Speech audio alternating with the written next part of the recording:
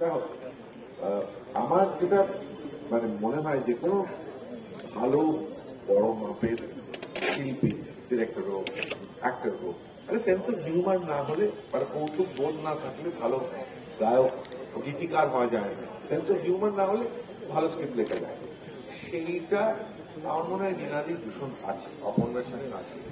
এবং আমি যখন প্রথম অভিনয় করতে যাই ওনার সঙ্গে, একটা জিনিস, আমি অনেক বড় বড় মাপের ডিরেক্টরের সঙ্গে কাজ করেছি, কিন্তু অপর্ণা সেনকে আমি মনে করি one of the finest actors director Bharatvarsha.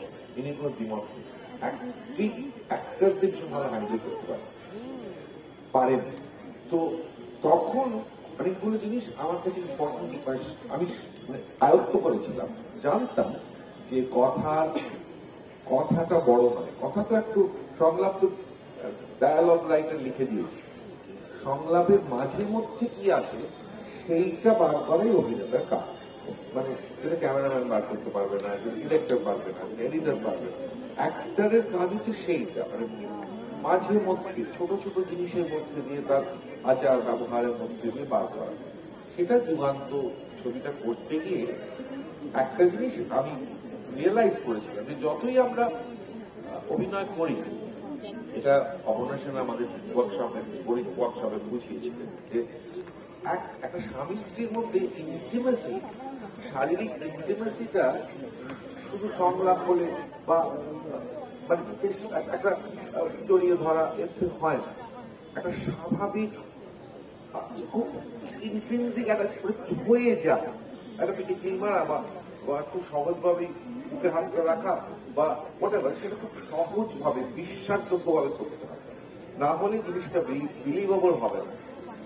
তো এই ছবিটা করার সময় যেহেতু আমাদের অনেক দিনের একটা বন্ধুত্ব আছে, আন্ডারস্ট্যান্ডিং আছে, সেহেতু সেইটা করতে খুব সুবিধে হয়েছিল আমার।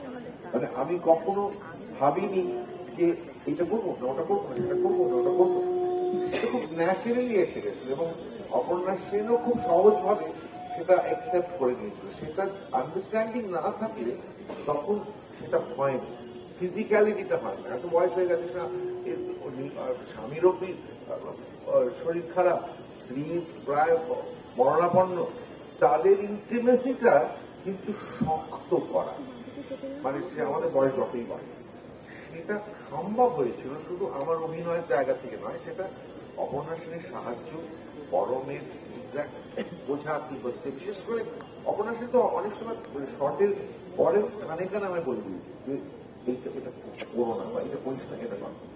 পরম আমাকে অনেক সময় খুব স্পেসিফিক ডিরেকশনটা দেওয়া হচ্ছে, সেটা একটু আন্ডারস্ট্যান্ডিং থাকলে খুব সুবিধা হয়।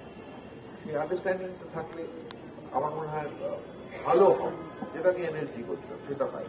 সেটা ছিল বলে এই ছবিটা আমার কাছে বিশ্বাসযোগ্য লেগেছে। যখন আমি ডাবিং করেছি মনে হয়েছে এটা সত্যি ভালো, এবং আমার কাছে এটা উনি অনেক অনেক অনেক ভালো ভালো অভিনয় করেছেন, কিন্তু এই ছবিতে অপর্ণা সেনের অভিনয়টা আমার মনে হয়েছে one of the best, fine. এটা আমি পাবলিকলি কোথাও স্বীকার করতে হবে বলে এখন করি।